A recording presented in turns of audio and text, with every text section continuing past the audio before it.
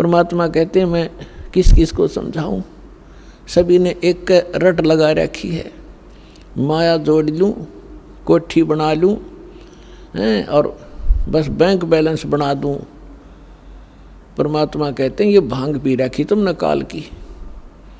कबीर ये माया अटपटी सब गट आण अड़ी, और किस किस ने समझाऊं या कुएं भांग पड़ी। जैसे शाम के समय शराब के ठेके पर 5-4 शराबी घूटी ला कर आ रहे हों, उनकी गतिविधि और उनकी भाषा देखो, एक जैसी सबकी, एक जैसी भाषा, एक जैसी चाल, ऐसे लटखड़ाते चलेंगे और बोलेंगे तो ऊट पटांगा बकवाद करते हुए दिखेंगे। तो परमात्मा कहते हैं इस काल ने तो इस 21 ब्रह्मांड में भांग गिर रखी है बगैर तोली, और इस भांग को पिए फिर रहे सारे के सारे प्राणी। और जिसको भी ज्ञान की चर्चा की जाती है न्यों का किसने देखा, फिर देखेंगे, फिर के देखा कल मृत्यु हो जाएगी, खाक देखेगा फिर। परमात्मा कहते हैं काल करे सो आज करे, आज करे सो अब, और पल में प्रलय हो जाएगी, फिर करोगे कब। अब यहाँ की व्यवस्था बता रहे हैं परमात्मा कि पतझड़ आवत देख कर बन रोवे मन माही, ऊंची टहनी पात थे वो आज पीले हो जाही। पात जड़नता यूं कहे सुन भई तरवर राय, अब के बिछुड़े नहीं मिले न जाने कहाँ गिरेंगे जाए।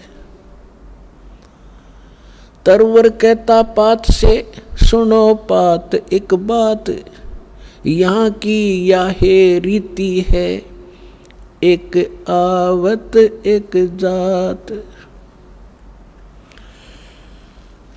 पुण्यात्माओं परमात्मा ने ना जाने कितने उदाहरण दे दे के हमारी यह भांग उतारनी चाहिए।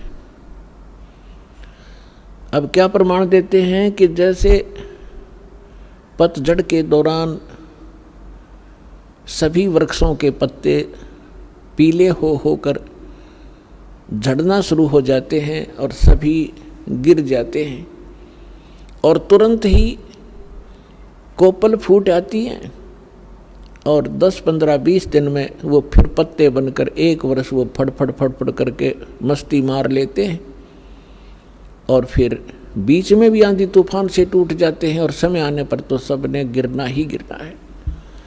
तो यहाँ परमात्मा याद दिलाते हैं कि पतझड़ आवत देख के जब प्रलय होगी सभी विनाश में आएंगे। तो यहाँ बता रहे हैं पतझड़ आवत देख के बन रोवे मन माही, ये ऊंची टहनी पात थे आज पीले हो जाही। अब जैसे हम बूढ़े हो गए, हमारे सफ़ेद बाल हो गए, सफ़ेद बाल हो गए तो ये समझ लो टिकट कटन वाली है, कट जायु कर दे। तो इसलिए ये प्रमाणित हो गया है कि अब अपनी तैयारी पकड़, भक्ति कर। फिर क्या बताते हैं कि पात झड़नता यूं कहे सुन भई तरवर राय। अब जैसे कोई बड़े पूरे परिवार में कोई सदस्य बीमार हो जाता है, रोगी हो गया, असाध्य रोग हो गया, और डॉक्टर ने बता दिया 10 दिन का मेहमान है या 1 महीने का मेहमान है। उस समय उसकी क्या स्थिति होती है, रिलेटिव आकर इकट्ठे होने लग जाते हैं, परिवार के सदस्य भी आसपास बैठ जाते हैं। तब वो खुद सोचता है कि अब के बनेगी, मेरे साथ कहाँ जाऊंगा। तो यहाँ उदाहरण दे रहे परमात्मा के पात जड़नता यूं कहे सुन भई तरवर राय। हे वृक्ष, यानी वृक्ष समझो एक परिवार, एक पत्ता टूट कर जा रहा है वो सदस्य परिवार का, और वो खुद कह रहा है कि ना जाने कहाँ गिरेंगे जाए, अब के बिछड़े फिर नहीं मिलेंगे, ना जाने कहाँ गिरेंगे जाए। तो फिर जो कुल के लोग बैठे होते हैं वो एक सांत्वना दिलाते हैं, और क्या कहते हैं, भाई यहाँ तो सब नहीं मरना है, ना कोई रहा 2 दिन आगे पीछे, भाई ये तो सब नहीं जाना है, परमात्मा का विधान है, चिंता ना कर, जो होनी थी होगी। बस इतना संतोष देकर हम उसका दिल डांटते हैं। ऐसे ही उदाहरण दे रहे परमात्मा कि वृक्ष कह रहा है, वो तरवर कह रहा है, तरवर कहता पात से सुनो पात एक बात, यहाँ की यह रीति है एक आवत एक जात। दादा मर गया, पोता पैदा हो गया, 50-60 वर्ष वो पोता नाच कूद लेगा, फिर वो मरेगा, उसका पोता तैयार हो गया। तो परमात्मा कहते ये क्या जीवन है तुम्हारा, तुम इसी को फाइनल मान लिया। इसका एक विकल्प है, अभी तक नहीं था, अब इसका अल्टरनेट प्राप्त है, फिर इसको ग्रहण करो। जब तक हमारे साथ धोखा हुआ सो हुआ, अब तो सतर्क हो जाओ। ये जीवन नहीं है, ये संसार ठीक नहीं है, ये आपका नहीं है। काया तेरी है नहीं, ये माया कहाँ से हो, चरण कमल में ध्यान रखो हो, इन दोनों को खो। जब तेरा शरीर तेरा नहीं, मूर्ख तो कोठी और बंगलो नारी बैंक बैलेंस ना अपना क्यों कर मान बैठा, या बुद्धि कहाँ भ्रष्ट हुई तेरी। जब काया तेरी है नहीं, ये माया कहाँ से हो, चरण कमल में ध्यान रखो, भगवान की भक्ति करते रहो। तेरे पास माया है, इसको सदुपयोग कर, इसका अहम मत बना, इसमें ममता मत रख, या तेरी नहीं है। ऐसे समझ ले जैसे होटल में जाकर रेस्टोरेंट में कोई सेठ व्यक्ति रह रहा है, वहाँ की कुर्सी मेज पलंग टीवी सारा कुछ उपलब्ध है, आपको एसी लगा है, कूलर लगे हैं, पंखे लगे हैं, ट्यूब हैं, आप उनको प्रयोग कर रहे हैं, करते रहो, क्योंकि आपका जो रेंट लग रहा है किराया चलते समय आपका नहीं है। वो कहते उन कुर्सियाँ ना अपने समझ बैठे और उस टीवी ने ठा के चालन दे, कोई नहीं जान देगा वहाँ से। तो ऐसे ही संसार में रहिएगा आप एक होटल की तरह, जैसे होटल में आप रह रहे हो उसी सुविधा आपको प्राप्त है, लेकिन जो मूल उद्देश्य है आपका उस होटल में रहने का, वो मत भूलिए। होटल में कौन जाता है, रेस्टोरेंट में? जैसे व्यापारी लोग गए दूर देश में जाकर वहाँ होटल में धर्मशाला में कमरा किराए पर ले लिया, वो उद्देश्य क्या उनका जाने का? क्या उन कुर्सी मेज पलंगों पर लेटा रहने का थोड़ा ही है। उसका उद्देश्य है कि मैं बिजनेस करूं, अच्छा सौदा खरीदूं और बेचूं और धनी होकर के लाभ प्राप्त करके मैं धनी बनकर वापस लौटूं। तो जो सेठ साहूकार जो पूंजी लेकर गया था, उस पूंजी से उसने सौदा किया और दुगने तिगने चुगने करके अपने घर पे आ गया, तो साहूकार कलाया। और उसका दूसरा साथी उतने पैसे पूंजी लेकर गया था, वो सारा दिन मस्ती मारता रहा, घुटी छुटी लावर सो जावे, और उन सारे सोफे और पलंग को अपना मान बैठा हो नशे में। जब उसकी पूंजी नष्ट हुई, जो ले गया था सौदा करने के लिए, तो उसके बाद उसको धक्के मारकर बाहर निकाल दिया गया रेस्टोरेंट से, क्योंकि वो कंगाल हो गया। और जो उद्देश्य लेकर गया था वो किया नहीं, तो वो फिर मजदूर लगता है आके किसी साहूकार के। इसके विषय में परमात्मा हमें याद दिलाते हैं, ये सौदा फिर नहीं संतो, यो सौदा फिर नहीं, ये सौदा फिर नहीं रे संतो, यो सौदा फिर नहीं।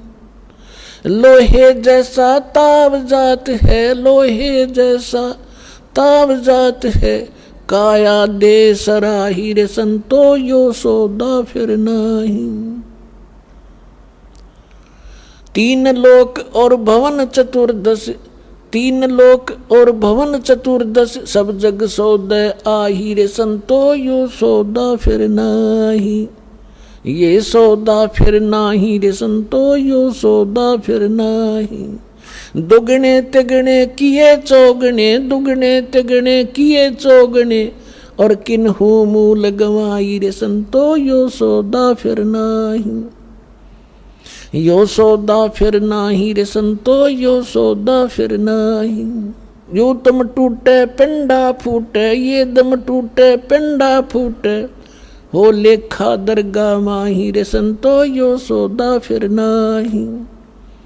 ये सौदा फिर नाही रे संतो, यो सौदा फिर नाही। जा दिन की मोए डरनी लागे, जा दिन की मोए डरनी लागे, लज्जा रे अकनाही रे संतो, यो सौदा फिर नाही। यो सौदा फिर नाही रे संतो, यो सौदा फिर नाही। फिर बताते हैं कि कुल परिवार तेरा सकल कबीला, कुल परिवार तेरा सकल कबीला, मसलत एक ठराही रे संतो, यो सौदा फिर नाही। बांध पिंजड़ी आगे धर लिया, बांध पिंजड़ी आगे धर लिया, फिर मरहट में ले जाई रे संतो, यो सौदा फिर नाही। यो सौदा फिर नाही रे संतो, यो सौदा फिर नाही। अग्नि लगा दिया जद लंबा, अग्नि लगा दिया जद लंबा, फूक दिया उस ठाई रे संतो, यो सौदा फिर नाही। यो सौदा फिर नाही रे संतो, यो सौदा फिर नाही। प्राण बांध फिर पंडित आए, पीछे गरुड़ पढ़ाई रे संतो, यो सौदा फिर नाही। यो सौदा फिर नाही रे संतो, ये सौदा फिर नाही। प्रेत शिला पे जा बिराजे, प्रेत शिला पे जा बिराजे, पितरों पिंड बराई रे संतो, यो सौदा फिर नाही। यो सौदा फिर नाही रे संतो, यो सौदा फिर नाही। बहुर श्राद्ध खान को आए, बहुर श्राद्ध खान को आए, काग भयो कुलमाई रे संतो, यो सौदा फिर नाही। यो सौदा फिर नाही रे संतो, यो सौदा फिर नाही। नरसेती तू पशुआ की जय, नरसेती तू पशुआ की जय, गद्दा बैल बनाई रे संतो, यो सौदा फिर नाही। यो सौदा फिर नाही रे संतो, यो सौदा फिर नाही। ये 56 भोग कहाँ मन बोरे, 56 भोग कहाँ मन बोरे, कित कुरडी चरणे जाई रे संतो, यो सौदा फिर नाही। यो सौदा फिर नाही रे संतो, यो सौदा फिर नाही। जय सतगुरु की संगत करते, जय सतगुरु की संगत करते, यो सकल कर्म कट जाई रे संतो, यो सौदा फिर नाही। यो सौदा फिर नाही रे संतो, यो सौदा फिर नाही। अमरपुरी पर आसन होते, अमरपुरी पर आसन होते, जहां धूप न छाई रे संतो, यो सौदा फिर नाही। यो सौदा फिर नाही रे संतो, यो सौदा फिर नाही। अपनात्माओं, इस वचन में अमृतवाणी के अंदर आदरणीय गरीबदास साहिब जी ने परमात्मा की महिमा और इस जीव की दशा बताई है। जैसा भी आपको एग्जाम्पल दिया था कि एक 2 साहूकार पैसे लेकर गए थे उद्देश्य बिजनेस बढ़ाने के लिए, एक ने उद्देश्य पूरा किया, एक ने घुट्टी लाई सो गया। जिसने दोगुने तिगने कर लिए वो तो सेठ बन गया, और जिसने घुट्टी लाई बकवाद करी घड़ी वो टोटे माँ के मजदूर लगा। तो यहाँ बताते हैं कि लोहे जैसा ताव जात है, ये काया दे सराही। अब जैसे कारीगर होता है, लोहे को गर्म करता है आयरन में, उसको खूब गर्म कर देता है, और उस गर्म रहते ही उसके ऊपर वो चोट लगाता है या किसी मोल्ड में डाल देता है, तो जिस उद्देश्य के लिए वो गर्म किया था तो वो सफलता प्राप्त कर लेता। जब गर्मा गर्म पर कर गया था, और जब वो जरा सा ठंडा हो गया, फिर चाहे सारे गन्ने जाड़ ले, वह चीज़ नहीं बनेगी, बांगा टेढ़ा हो जाएगा। तो यहाँ बताते हैं कि लोहे जैसा ताव जात है, ये मनुष्य जीवन आपका है। जब तक ये मनुष्य जीवन है आपका लोहा गर्म है, और इस गर्म लोहे पर ये चोट लागी राम नाम की सत्संग की, तो आपका उद्देश्य पूरा हो जाएगा जिसके लिए मनुष्य शरीर मिला था। और ये हो गया ठंडा, इसको देंगे फूक, फिर बनेगा गधा। या सुंदर शरीर रहा नहीं, बांगा टेढ़ा मुंह हो गया, कोई गधे का, कोई बंदर का, कोई कुत्ते का, कोई धूम लगाए फिर रहे होंगे हम। तो इन कष्टों को याद दिलाया जाता है, इसके साथ साथ इसका एक समाधान भी इसमें बताया जाएगा। क्या बताते हैं? 3 लोक और भवन चतुर्दश, ये 14 लोक और 3 लोक 14 भवन के सब अपना वर्क डन किया हुआ प्राप्त कर रहे हैं। सब सौदे के लिए ही ये आते हैं, यहाँ पर सौदा करके जाते हैं। जो जैसा कर्म करता है वैसा ही फल इनको यह मिल जाता है। 3 लोक और भवन चतुर्दश सब जग सौदे आही, और दोगुने तिगुने करे चौगुने किन्हु मूल गवाई। ये मनुष्य जीवन के श्वास आपकी मूल धन है, ये मूल पूंजी है।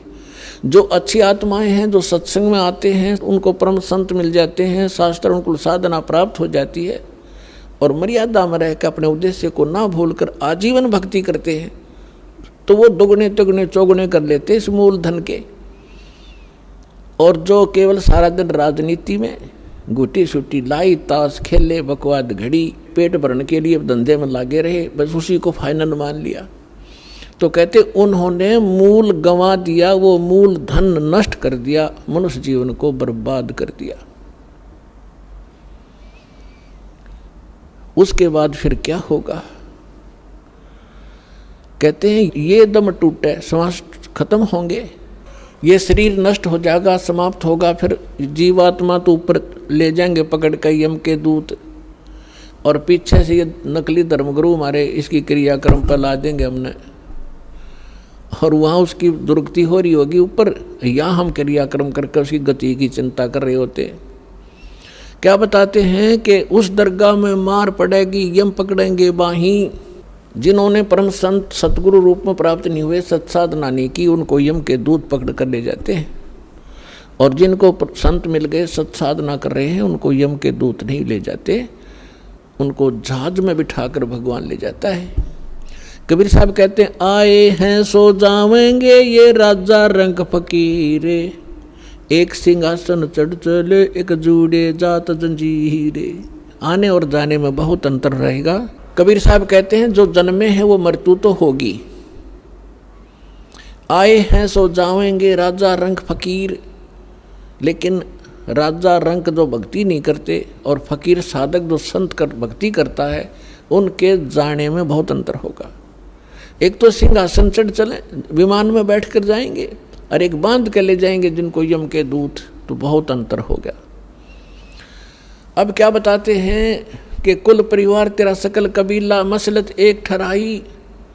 जब आपका शरीर पूरा हो जाएगा, श्वास छूट जाएंगे, जीव निकल जाएगा, तो आपके अंतिम संस्कार के लिए आपके कुल के लोग तुरंत एक राय कर लेंगे, उठाओ जल्दी और फूको, फाइनल करो इसको।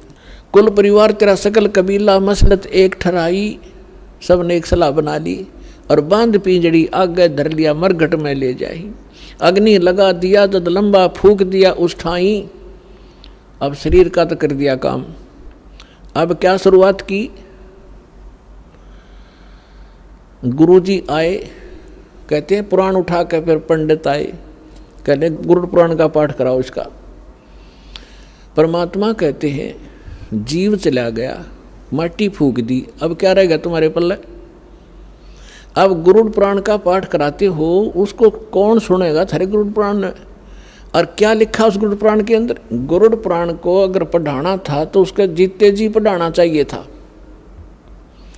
जैसे गुरुड़ पुराण के अंदर लिखा हुआ है कि जब ये प्राणी शरीर छोड़कर जाता है, और जिसने भक्ति नहीं की होती, दान धर्म नहीं कर रखा है, यम के दूत पकड़ कर ले जाते हैं, और आगे फिर उसको भंडारे चल रहे होते हैं, और उसको नंगे पैरों घसीट कर ले जाते हैं। उसको भूख लगी है, प्यास लगी है, और वो देखता है सामने, और यमदूतों से कहता है मुझे खाना खा लेने दो। वो कहते हैं नहीं, तेरे लिए अलाउड नहीं है, पहले धर्मराज के पास चल, फिर पूछेंगे अगला तेरा क्या हिसाब किताब करना उन्होंने। तो ऐसी दुर्गति होती है। फिर गुरुड़ पुराण में बताया जाता है जिसने ऐसे कर्म किए उसका हाथ कटा, जो ऐसे कर्म करता वो अंधा होता है, जो ऐसे कर्म करता है उसको उसका बेटा मर जाता है। तो परमात्मा कबीर जी कहते हैं कि तुमने वो गुरुड़ पुराण उसको पहले पढ़ाना चाहिए था, ताकि वो बुराइयां बचता और पाप कम करता, भगवान भज लेता, डरता। अब वो गदा बनने की तैयारी करे, तुम गुरुड़ पुराण पढ़ाने लग रहे हो वहाँ पर। सारे उल्टी रीति। अब क्या बताते हैं परमात्मा कि प्रेत छला पर जा विराजे पितरों पिंड भराई, और बोर श्राद्ध खान को आई फिर काग भय कलमाही। अपना आत्माओं, इन हमारे धर्म गुरुओं ने हमारे को सारी उल्टी पढ़ाई पढ़ा रखी है, जो कति हमारे भट्ठा बठान की। इन्होंने सदग्रंथ भी ढंग से नहीं समझे। अब देखो हमारे सदग्रंथ क्या है, जैसे जंगल है वन, और वन के अंदर हर तरह के पौधे होते हैं, हर तरह की बूटियां होती हैं, जो उसमें सबका वर्णन है, सबकी। जैसे कोई औषधियों की बुक है, उसमें प्रत्येक बूटी का डिफाइन कर रखा है, ये इसका ऐसा रंग है, ऐसे पत्ते हैं, इतनी हाइट होती है उसको, वो और काम किस में आती है वो भी लिखा होता है। तो उसमें ऐसी जड़ी बूटियाँ भी होती हैं जो हानिकारक भी होती हैं।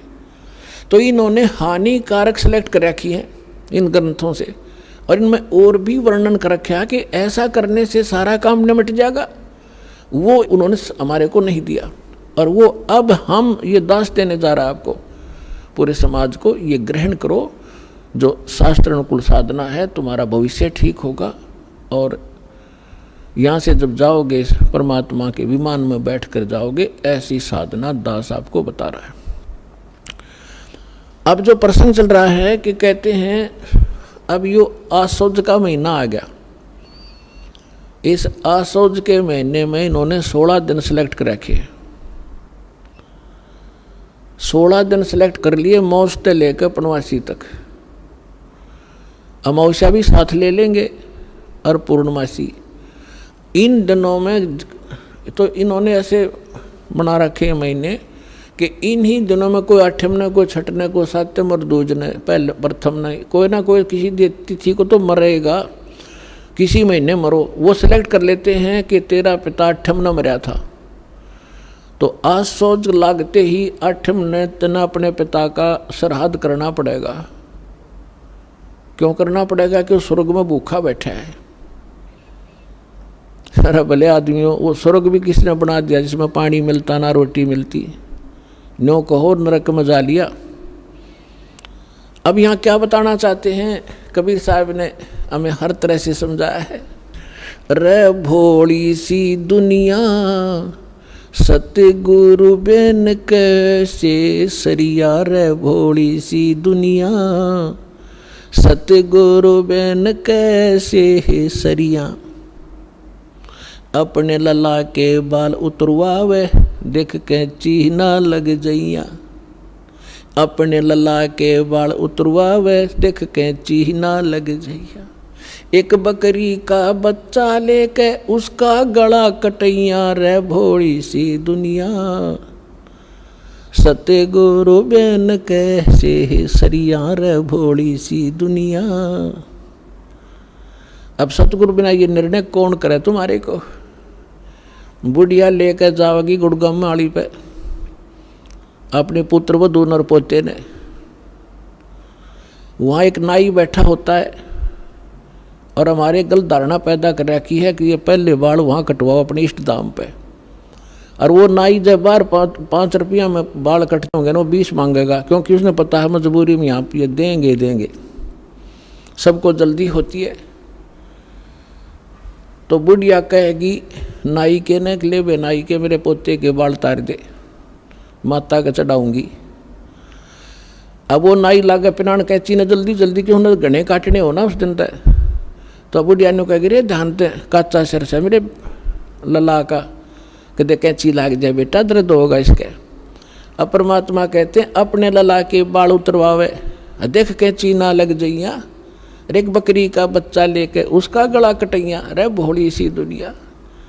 एक बकरी का बच्चा लेकर बलि चढ़वा दिया, वो किसी का बालक ही नहीं था। अब पुण्यात्माओं, अब बच्चे नहीं हो आप, बुद्धिमान समाज है, सदग्रंथ हमारे पास हैं। इस तराजू से तोल के देखियो तत्व ज्ञान से और पुरानी साधनाओं को। अब वो क्या करेगी माई? नाई के ने काट दिए बाल किते दे दिए उसके हाथ में, ले बुढ़िया जाकर चढ़ाओगी मंदिर में मंदिर में बैठा पुजारी उसने उठा होगा और कट्टे में ठोक देगा, और सांझ ने उस बोरी ने कुर्डियाँ पे फेंक देगा बाड़ा ने, और गुना बैंक में जमा करा होगा वो, उसने बाहर ही फेंकने हैं, आप कटवा के कितना डालो, इसमें कोई बात हुई है। तो ये हमारे को डर पैदा कर रखा था, कहते देवी रूठ जा, तुम्हारा ईष्ट रुष्ट हो जा। अब क्या बताते हैं परमात्मा, रे भोली सी दुनिया सतगुरु बिन कैसे सरिया, रे भोली सी दुनिया सतगुरु बिन कैसे सरिया। फिर क्या बताते हैं भाई, कच्चा पक्का भोजन बना के माता धोकने गैया, कच्चा पक्का भोजन बना के माता धोकने गैया, उस माता ऊपर कुत्ता मुते वो क्यों ना मर गैया, रे भोली सी दुनिया सतगुरु बिन कैसे सरिया। हमने देखा हमारी दादी माता धोकन की तैयारी कराया करती, जब हमारी ताई चाचियों को कहती थी माता को कि माता का भोजन बनाओ जल्दी, वो देर कर देती तो इन्हों के बना दे फटाफट। उन्हें पता था बुढ़िया ने कुत्ता ने खाना, और खुड़ा माता खाओगी उड़े कि साहब बना दो जल्दी देर हो है।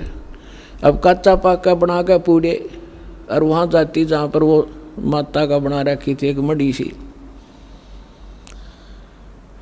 अब वो बुढ़िया तो माता पर पूड़े चढ़ा के, और उससे नीचे भी ना उतरती, इतने 4 कुत्ते चढ़ने चुकर देते, माता के उसे डिनर न खावे और चलते हैं उसको प्रमोद कावे वो माता के सिर पे।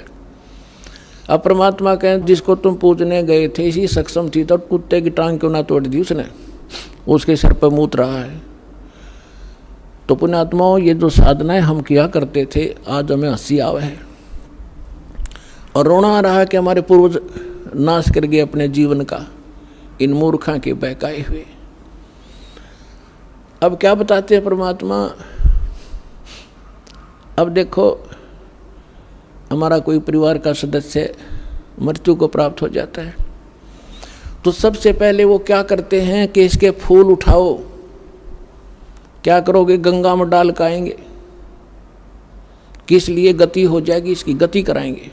अच्छा उठा लिए, गंगा में डाल आए, फिर कहा कि इसकी 13वीं करो, 13वीं किस लिए कि गति करावांगे। अच्छा 13वीं कर दी, फिर महीना करो, पहले तो बड़ा सांका था, एक साल तक प्रत्येक महीने गति कराया करते, और 1 साल में फिर न्यारी गति कराया करते, कदे 6 माहिर, फिर साल के अंदर वर्षोदी, ये सारा कुछ कर दिया। फिर कहने लगे श्राद्ध शुरू करो, किस लिए कि उसकी गति करावेंगे। फिर पिंड भरुआ काओ, किस लिए कि गति करावाएंगे। परमात्मा कहते हैं कहाँ छोड़ दिए लाके। अब क्या बताते हैं, जैसे सरहदी बावेंगे, हमने सब ने पता, अपने भी पता, हमने भी खूब ये डले डो रखे हैं। पंडित जी आवेगा, भोजन बनावेगा, और फिर सबसे पहले कहेगा छत पर रख दो, किस लिए कि हो सके तुम्हारा बाप कौवा बन गया हो, और कौवे ने भोग ला दिया, समझ लो भोग ला गया तुम्हारे पिता को। क्यों, कौवा बना हुआ है। बता, लागे थे गति करान, कौवा बना के छोड़ दिया, और थरा के जो भैया, रे भोली सी दुनिया सतगुरु बिन कैसे सरिया, रे भोली सी दुनिया सतगुरु बिन कैसे सरिया। रे भोली सी दुनिया सतगुरु बिन कैसे सरिया। फिर बताते हैं, जीवित बाप गेल लट्ठम लट्ठा, और मुए गंग पुचैया। जीवित बाप गेल लट्ठम लट्ठा, मुए गंग पुचैया। जब आवे आसौज का महीना, वो कौवा बाप बनैया, रे भोली सी दुनिया सतगुरु बिन कैसे सरिया, रे भोली सी दुनिया सतगुरु बिन कैसे सरिया। अब बगैर ज्ञान के इस माया की हवस में हम बड़े छोटों का सत्कार भी भूल गए। एक बूढ़ा बतावा था, एक भक्त कह रहा था कि मेरा एक मित्र था, वो मैं भी रिटायर हो गया और वो भी रिटायर हो गया। एक दिन मुझे बैंक में मिल गया वो, बैंक में से उसने 8-10 हज़ार रुपये मिले पेंशन के, और उसके साथ मैंने उसको राम रमी करी। उसकी पुत्र वधू साथ थी, वह ने बोली ला दादा ये पीछे मैंने दे दे, खो देगा कि राम लकड़ी जाएंगे तेरे पे। वो 10 के 10 हज़ार बूढ़े तीन दे दिए, और ने बोले हम जाओ बाजार में कोई सामान ले आवेंगे, उसने दे दिए 10 रुपये, रिक्शा में बैठ के घर चला जाइए। अब वो कहने लगा भाई या कौन थी, बोला छोरे की बहू थी, और बोला ठीक से, बोला खाक ठीक सू, आज मैंने पैसे दिए ले ले, मैं चाह न भी तरसूँ, सारा दिन इनके मुंह तरफ देखता हूँ, ईसा ठीक सू मैं। तो पुणात्मा परमात्मा कहते जीवित बाप का तो कदर नहीं, और मरे पाछे इनके बकाए हुए नो का गंगा में डाल कहोगे गति हो जाएगी, गंगा में डालने तक गति होगी इनकी। फूक फाक दिया, राख बना दी उसने, कीता फेंक दो उठा के। बस तू अपने मनुष्य जीवन रहते जो करना कर लो, बाद में सारी बकवाद है उसका कोई लाभ नहीं, क्योंकि इन्होंने इस सारी साधनाओं को बिगाड़ दिया। जो कुछ उस जीव को लाभ होना था जीवित समय में, जो विशेष लाभ होना जीवित समय में होना है, मृत्यु के उपरांत जो साधना वो करवाते हैं ना, मृत्यु के उपरांत उसकी गति करा देंगे। आज तक तो किसी गति हुई नहीं।